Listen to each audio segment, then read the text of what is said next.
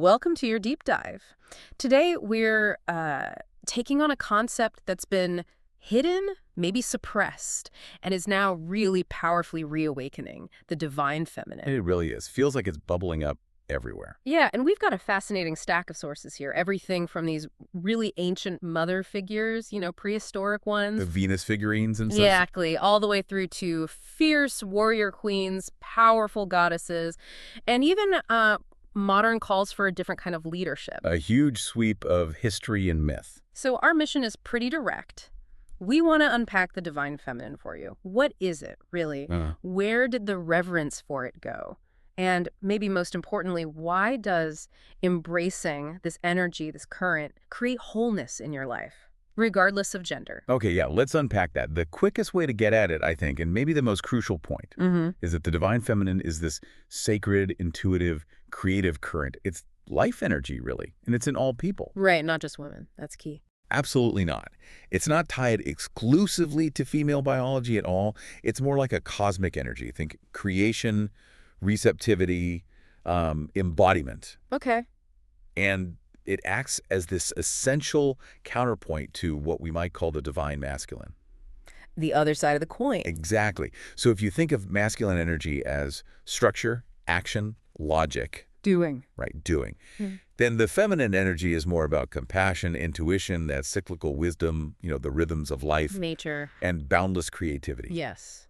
And this is fundamental because it expands our whole view of the sacred. It's not just father or warrior. It includes the mother. The mother, the goddess, that quiet, inner intuitive voice we sometimes ignore. That's part of the sacred, too.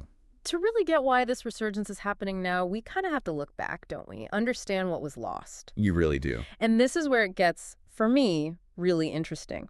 Because this reverence, it goes back way before recorded history. Oh, absolutely. We're talking early spiritual expressions, maybe 30,000 years ago. Wow. Dominated by mother goddesses, figures like the famous Venus of Willendorf you mentioned. Right, those small statues. Yeah, often very voluptuous, exaggerated features. Yeah. Clearly symbolizing fertility, life-giving power. So they saw creation itself as feminine. That seems to be the core worldview, yes. The earth as a living, nurturing mother. The cosmos as a womb. It's what some call immanent divinity. Immanent. Meaning the sacred is found within nature, within the body, not separate or somewhere up there. Got it. Inside, not outside. Precisely. And this wasn't just prehistory. Look at the complex ancient pantheons. Globally, goddesses were central. Right, like in Mesopotamia. You had Inanna or Ishtar, a really complex figure. Love, war, justice. In Egypt. Oh, Isis, the great magician, the divine mother. Aphrodite, joy, art, music. Greece, obviously, Athena, Aphrodite. Athena for wisdom and strategy, Aphrodite for love and beauty. But, if you want a continuous living tradition where the feminine is seen as the source of power, India. You have to look to India. Shakti. That's the ultimate supreme creative power. A dynamic force with so many faces. Lakshmi, Durga, Kali, all still actively worshipped. So, okay. We have this massive, global, deeply ingrained respect for the feminine divine. And then, what happened? Well, that's the big question, isn't it? Yeah. Our sources point to this huge shift, started maybe 2,000, 3,000 years ago. Around then, yeah. It coincides with the rise of, patriarchal monotheistic cultures. Judaism, Christianity, Islam. Right. Religions centered on a single transcendent God, usually male-defined. Yeah. A God who existed outside the world he created. And that had consequences? Enormous ones. Yeah. Philosophically, socially, goddesses were often just supplanted or demoted. Could you saints or angels, maybe? Sometimes, yeah. Or worse, demonized. Turned into figures of chaos or evil. Wow. And when you cut the feminine out of your definition of divinity, it leads to this cultural mindset where qualities often associated with women, emotion, intuition, the body itself, start to be seen with suspicion, even fear. That's a really high-value insight there. That move from immanent divinity sacred in your body to transcendent divinity sacred out there.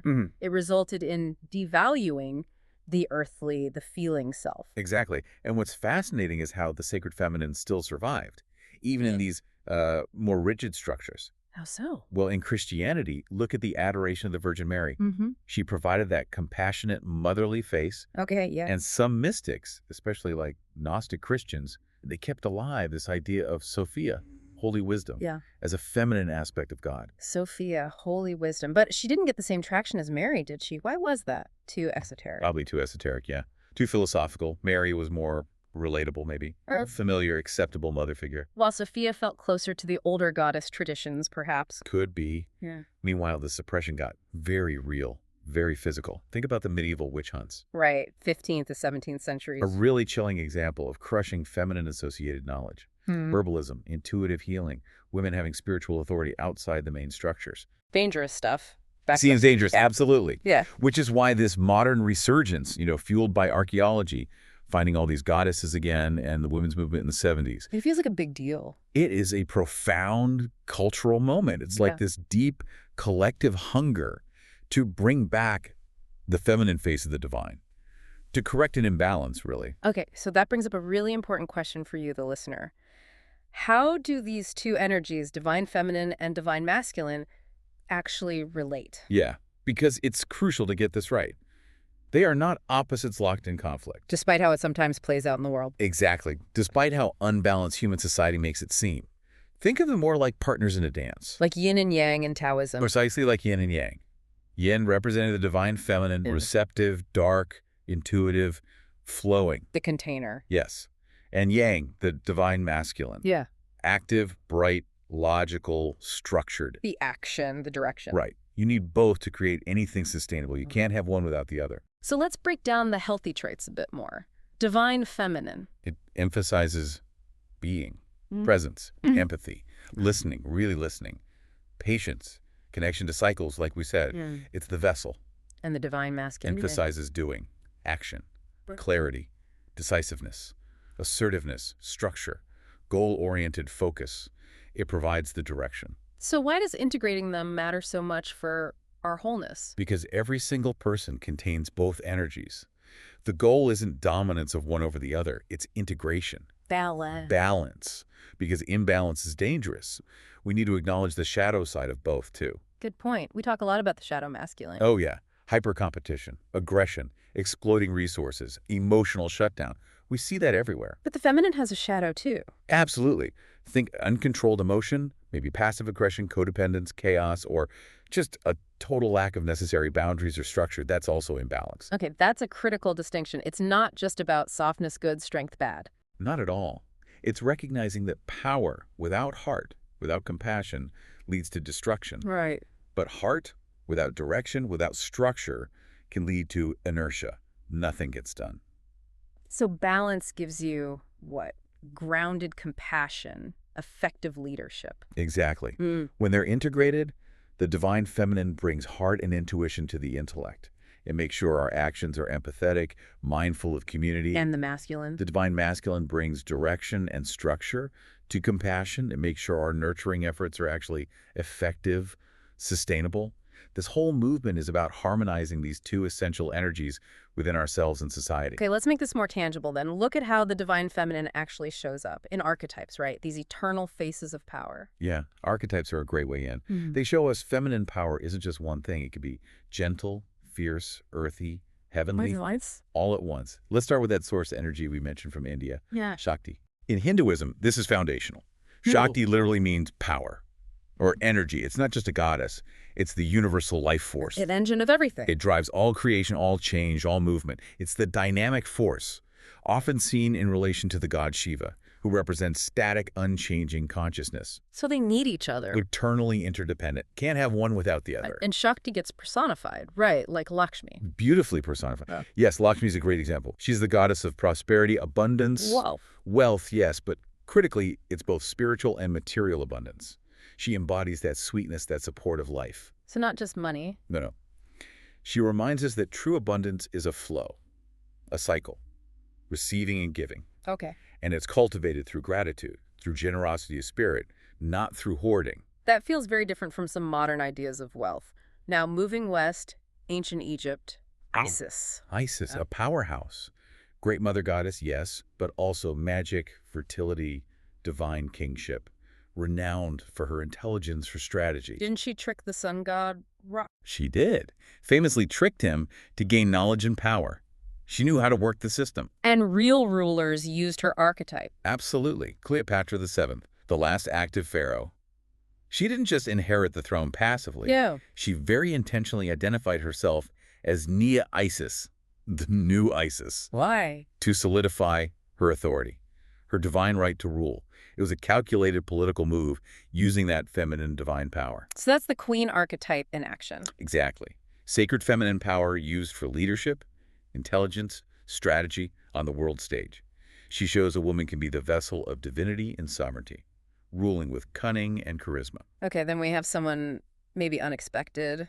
Joan of Arc. Joan, yes. A figure who just completely integrated these energies in such a dramatic historical way. A teenage girl leading an army in 15th century France. It's astounding. It really is. She totally defied the norm. And she shows that the warrior aspect of the feminine isn't always soft or passive. Not at all. It can be bold, fiery, heroic when needed. Yeah. What's so fascinating about Joan is how she integrated that deep feminine intuition she claimed to hear divine voices remotely. Right, the voices. With incredibly aggressive, masculine action, leading troops in battle, often wearing white armor, a powerful symbol. So she becomes the symbol of integration. A really potent one for modern times, I think.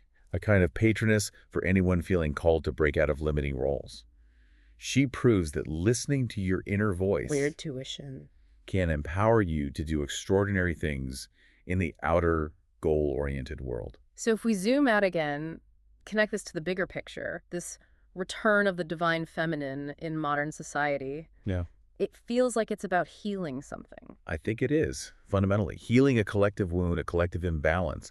And you can see reflections of it everywhere if you look. Like where? Well, think about the shift towards more empathetic, collaborative leadership models in business. That's a move away from pure top-down hierarchy. Okay. Or look at the global movements focusing so intensely now on social justice, on environmental sustainability. Caring for Mother Earth. It's exactly. Caring for Gaia. When societies shift from just prioritizing endless resource extraction, which you could see as shadow masculine, Right. to prioritizing the protection and nurturance of life, the divine feminine principle, well, then you start addressing the root causes of things like climate change, inequality. It's a different lens, interdependence, not just dominance. Precisely. But okay, for you listening, the learner needs concrete steps. How do we actually do this? How do we stop just doing all the time and start being more? Yeah, how do you cultivate this living force every day? Reclaim that immanent divinity, in a way. Well, one place to start is reclaiming your inner temple through inner listening. Just listening. Yeah, practicing self-compassion, tuning into your intuition daily, not waiting for a crisis to listen to your gut feeling. How practically. Could be simple. Yeah. Start your morning with just a breath check-in. Ask yourself an intuitive question. What do I need today? Or maybe keep a journal at a line like what my heart knows is. Make space for feelings without instantly judging them good or bad. Okay, inner listening. What else? Body and nature connection. Remember, nature is like the ultimate expression of the divine feminine. To go outside. Yeah. Spend time grounding yourself outdoors. Observe the natural cycles, the seasons, the moon phases. Acknowledge you're part of that rhythm. Get back in sync. Get back in sync. And honor your body through movement, but not just, exercise as a task. Not just hitting the gym numbers. Right. Movement as expression. Dance, mindful yoga, even just stretching. And allow yourself mindful sensual pleasure. Appreciating the wisdom your body holds, its receptivity, instead of just pushing it to perform. Makes sense. And the last one. Embrace creative flow. Creation is right at the heart of the feminine principle. But what if you think, I'm not creative? Doesn't mean you have to produce professional art. It just means embracing play, exploration. Yeah. Crafting something with your hands, improvising, cooking without a recipe. Anything where you create purely for the joy of it. That act opens you up to inspiration, which is a fundamentally receptive feminine state. Receiving inspiration. Exactly. So the synthesis here is pretty clear, I think. Embracing the divine feminine today isn't about rejecting or overthrowing the masculine. No. It's about healing the separation inside yourself, giving yourself permission to be, to feel, to intuit. Yeah. Not just constantly defaulting to achieving, planning, rationalizing. Allowing both sides to work together. Working together in harmony. So we've covered a lot. We've explored this long, rich journey of the divine feminine. From those ancient earth mothers. Right, and powerful goddesses like Shakti and Lakshmi. Through that period of suppression where the self got kind of separated from the sacred. Yeah, and then into its modern resurgence seen in figures like Joan of Arc, Cleopatra, and even in today's social movements.